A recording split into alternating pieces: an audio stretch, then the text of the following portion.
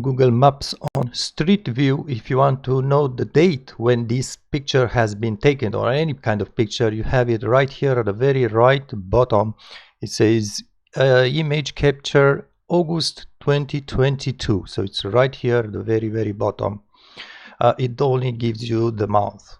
Now in satellite images you do not have the month, so it just says image and it gives you 2022, the year. There's again 2022, but there is no place with the month or the date. And by the way, satellite image, has such a resolution. Let's see this shopping center. If I would zoom in all the way in, you can actually get an idea of the persons being there.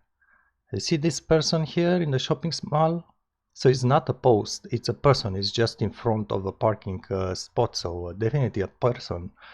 And yeah, that's about the max resolution, but obviously you see the shadow from the sunshine, but it's very close up and quite impressive.